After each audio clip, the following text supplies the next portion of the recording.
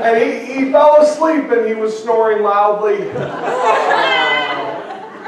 And as he was snoring loudly, another man came up behind him. Jeremy Wolf was his name. And he tapped him on the shoulder. And he said, "You're snoring."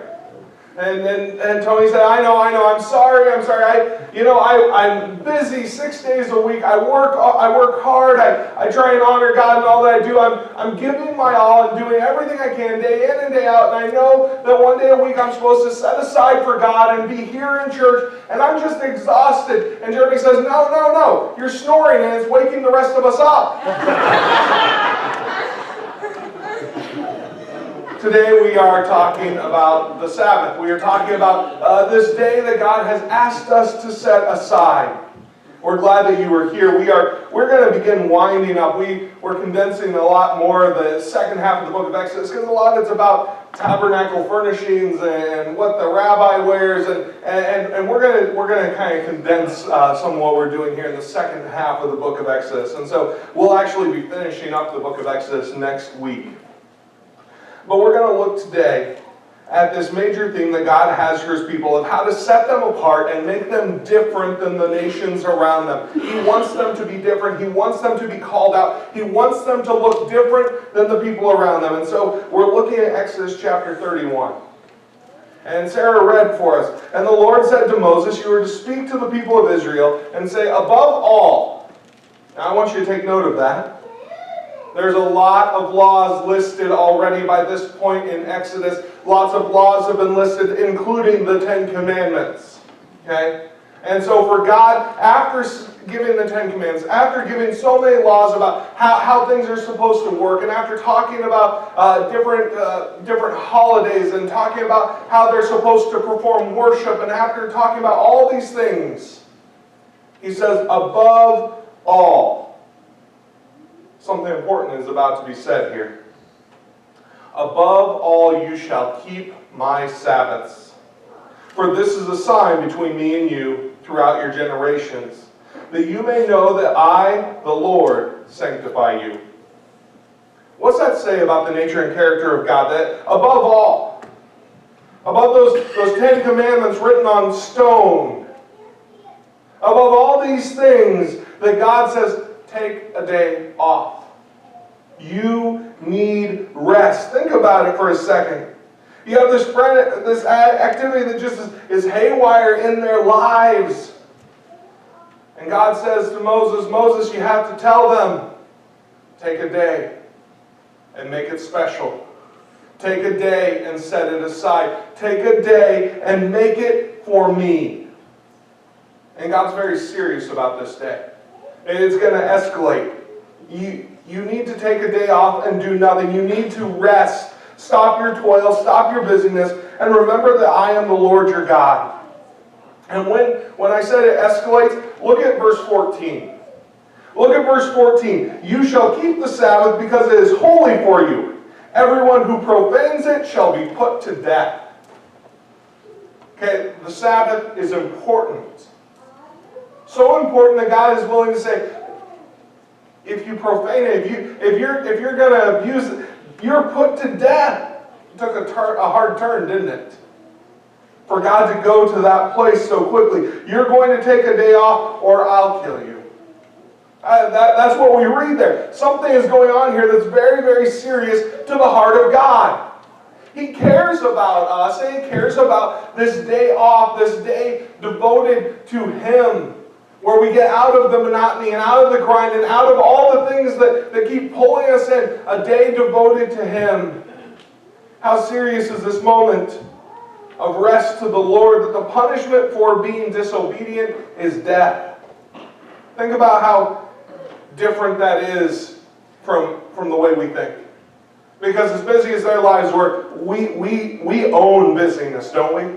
Isn't that our lives? Isn't that what we're all about? I mean, every aspect of our lives, we want to fill it, and we want to be as busy as we can, and we want to go after everything with everything that we've got.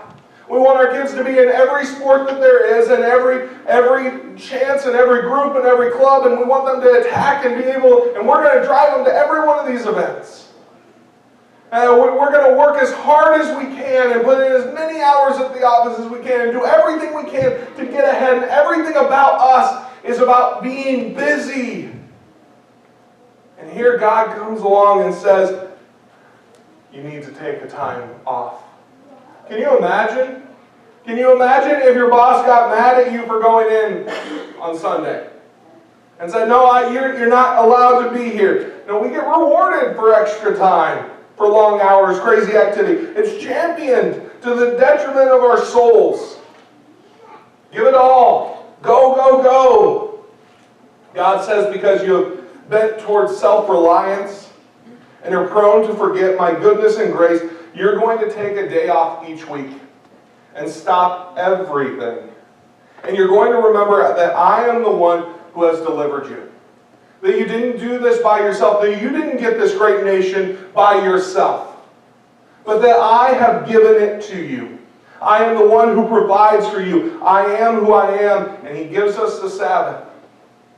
He reminds us that this is not a day for work. This is not a day for labor.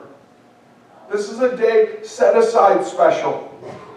What's interesting to note about the Sabbath here is what God is doing in creating a nation that sits in the middle of all these other nations.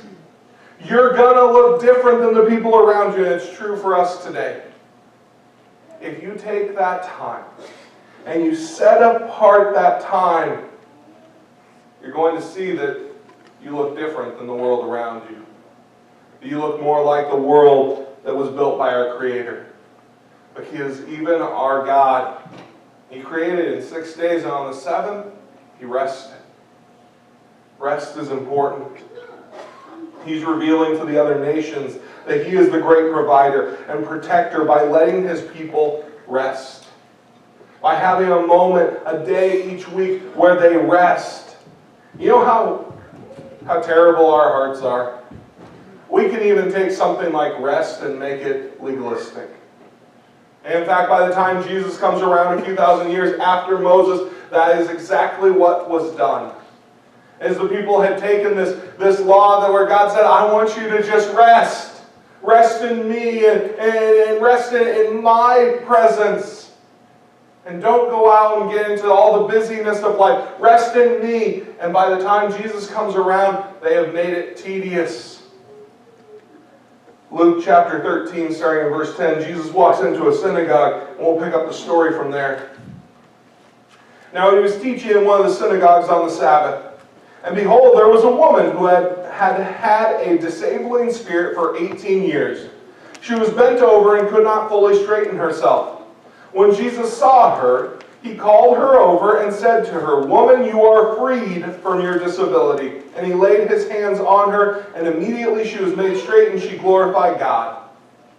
A woman came to worship God on the Sabbath. She came to worship Him, and her back is broken because of demonic oppression, and Jesus sees it and walks over and says, Not anymore. And He heals her.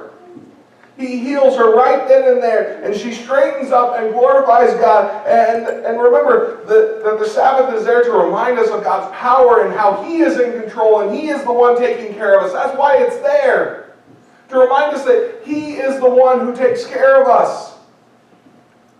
And in all of this, instead of praise and rejoicing, we read in verse 14, But the ruler of the synagogue, indignant because Jesus had healed on the Sabbath, said to the people, There are 6 days in which work ought to be done. Come on those days to be healed, and not on the Sabbath day. He wasn't rejoicing. Instead, he had made it another rule. Instead, it was another burden put upon the people. Instead of a day of rest, instead of a day where they could celebrate what God has done and see His power, no, instead they're going to bicker. Jesus rebukes him and says, You hypocrite. Don't you untie your ox? Don't you untie your donkey and walk it over to be watered? If you can untie your donkey or ox, then certainly I can loose the bonds of this daughter of Abraham.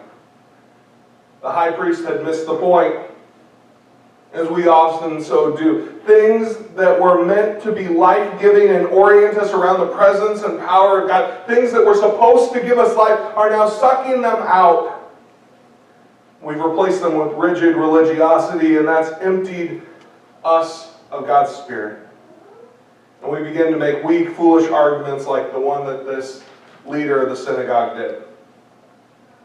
Since the Sabbath is something instituted by God, as we clearly read in the covenant with His people forever, does that mean that we need a day? That has to be a specific day set aside? Like unofficial in our lives, or official like maybe we live in Orange City? That's a little bit funny. like you can't do it. Not on this day. Like it's this rule. Or should we have a Sabbath day on which we do nothing but still think about the Lord and rest in the Lord? It's true, our bodies require rest. And so a day of rest is good. Still require recharging, and God knows as our Creator that we need to reboot. Even God rested. And so He sees power in that. And our Creator, who knows us better than anyone, if He made us, then He knows what we need. And He says, you need a rest. You need a rest. And so a day of rest is important. But it's more than that when we look at what happens in Exodus in light of our New Testament, in light of Jesus.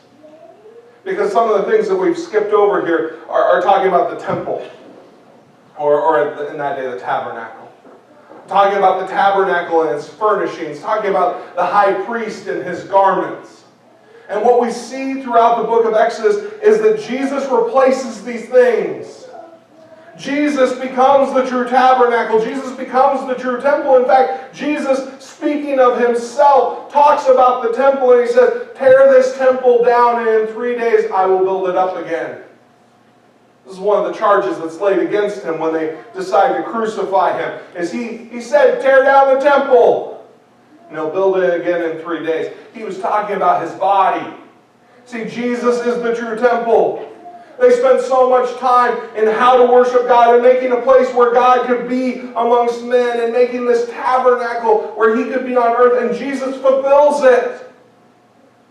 Same was true with the high priest, and chapters are devoted in the book of Exodus to this idea of the high priest and his garments and what he is to look like and what he is to represent. And all of this leads us to this idea that, you know what? Jesus is our high priest. Because even that high priest, only on one day a year could he go into the Holy of Holies. Could he go and be close to God? Could he go and interject between God and man? But we have a greater high priest. We have one who intercedes on our behalf all the time. We have a greater high priest who is the one who can actually make things right between our God and us. And just as we see those elements, this theme continues through the book of Exodus, because in Jesus we see the Sabbath fulfilled as well. And we don't have to wait for a day. The rest that is found in God is always available to us. It's always available to us. Life is not going to slow down for you, I promise you that. Life is full. I'm 35, which I was really young when I came here. But I'm 35 now. I have a 5-year-old daughter, a 2-year-old son, and a 1-year-old son. I keep busy. They keep me busy. And the error that I could make, the error that any parent could make, is to say to ourselves, okay, let me just get through this season of life. Once they get out of diapers, it'll be fine. Or maybe you say to yourself, maybe once the kids are out of the house, I'll have more time and I can rest, I can devote myself. But over and over again, we see this idea, life doesn't slow down. There are empty nesters, and they would tell you that they're still taking care of their kids. That the issues are as big now as they've ever been. They're not only dealing with this, but maybe they're dealing with their parents and their kids. They're dealing with both ends of the spectrum and working in this. And life is not slowing down. And don't you get a sense of this? Life has not slowed down. Don't think that if I can just get past this stage of life, then it's going to be easy. Don't you already start to go, if I could just get through this season, if I could just end this project, if I could just get this done. But when you get it done, there's a whole other season waiting for you. There's a whole other thing waiting around the corner. And we say, I can't wait. When I have this time, when I can really devote myself, I can't wait till that one day, empty nest or retirement or whatever. Don't you know life will always have its worries and its cares? It's why it's such good news that Jesus is our Sabbath rest. Jesus is truly our Sabbath rest in the midst of the chaos of life. Having God at our center, making Him a part of everything you do, and learning to rely on Him is truly at the heart of the Sabbath. It's truly at the heart of the Sabbath. This is good. It's formative. It shapes us and reminds us an invitation into our privilege, the power and the presence of God. That's our privilege. That's what He has promised us when we take Jesus on.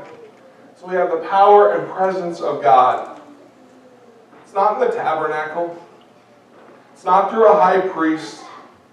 And it's not by rigid legislation of saying that this is the day. This is the day off. And I have to make 47 rules to make sure that I don't work on the day off. Think how different our lives would be if we truly took a Sabbath in Him. If we took a rest in Him. If we truly rested in God. Husbands, the best version of you exists in one that is rooted and centered in a relationship with God and the Spirit. You have a long list of things that you want to do for your spouse, but if we're honest, most of them are just good intentions. We have 1,000 good intentions that we never get around to do. Do you know when you're at your best? When you're in the presence of God. When you've been with Him. Wives, you're at your best when you've been in the presence of God. You're the best parent when you're in the presence of God. You're more generous when you've been in His presence. You're more alive and energetic and filled with life when you've been in the presence of God. To not connect with God is a foolish waste. We've been given this great gift of being able to connect with Him and take rest in Him. And when we don't do it, we have wasted. We have wasted. And so many of us say, tomorrow. I'll start giving my time tomorrow. I'll start resting in Him tomorrow. I'll start seeking Him tomorrow instead of my busyness. Tomorrow. We've all said that so many times and never followed through. Now here's what I want you to do. However you're orienting your life around God right now, I don't know what your day-to-day is like. But I want to encourage you to go deeper with God. For some of you, for most of us, that involves just a daily opening of the Bible. Just open it and spend some time. You don't have to be in there for an hour. Open it and spend some time. Get a devotion book. Read it and read a small passage. It can take you 5 minutes, and if you start something, a Sabbath, taking rest, relying on Him instead of your busy schedule, relying on God instead of your planner and your calendar, relying on Him to get you through. Oh, if we started somewhere small. If we could just start that, maybe that means for you, you need to get up just a little earlier in the morning. What could God accomplish in your heart, in your life, in your family, in this church, if we just started? If we started to take the Sabbath, if we started to give Him our time, if we started to take rest and seek our power from Him. What if we really got into the Bible? Start something so tiny. Do it for a month. I know everybody in here is like, well, I should do more than that. Start small. Start and do something small that you can follow through with. See some success so that you don't give up. Maybe for you, if you're already in His Word, maybe you need to have, you know what, I have drive time every day. I head to work or I go to this place or that place. What if you took a little bit of time to pray and you just said, you know what, I'm driving, I'm going to pray for some people. I'm going to pray for this friend. I'm going to pray for this relationship. I'm going to pray for all the things I see listed in the bulletin. I'm going to pray for people. Maybe a person of prayer. Or maybe for you, you come back home at the end of the day and you're just exhausted. And you're beat and you're about to see your family and those little ones and they love you and they want your best and you got nothing left to give them. What if before you walked in the door you made sure that you were prepping yourself? Prepping your heart to see your spouse, to see your kids? What if you made sure that you turned to God and just given Him a few minutes and said, God, I need this rest. I need just 2 minutes in the car before I walk in those doors and I'm going to spend it with you, God. I'm going to ask you to give me the rest. I'm going to ask you to help me through. I'm going to ask you to help me give them the best of me. Next month you add something else. And then you add something else.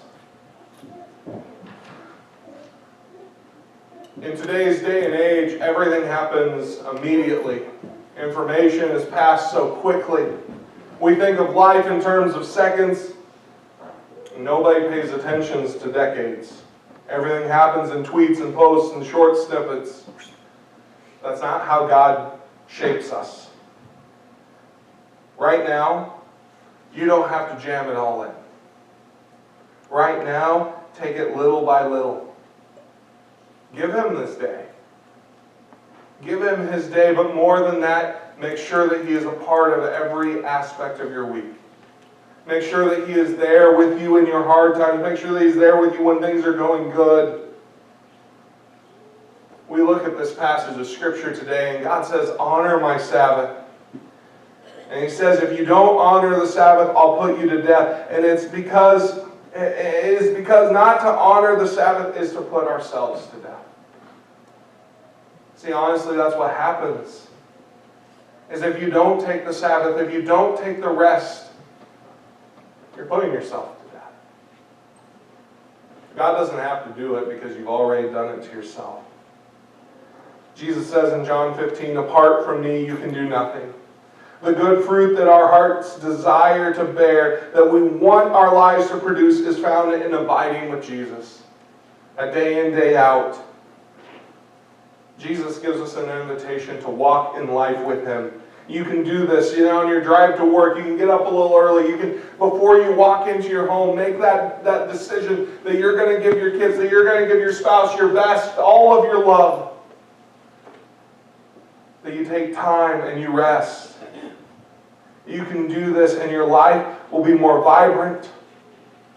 Your life will be more full because Jesus will truly be living out the Sabbath in you. As the praise team comes up, I want to pray for us this morning. Father God, I thank you for your Son. I thank you that He fulfills so much of the Old Testament, that He fulfills so much of what we see. God, we're thankful that you have given us the Sabbath, that you know that we need the rest.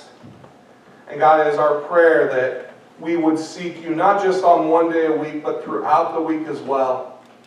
That we would give you our mornings, that we would give you throughout our day, that we would seek rest in you, that we would seek power as it comes from you, that we would be able to tap into that as you help us to live our lives for you. It's in Jesus' name I pray. Amen.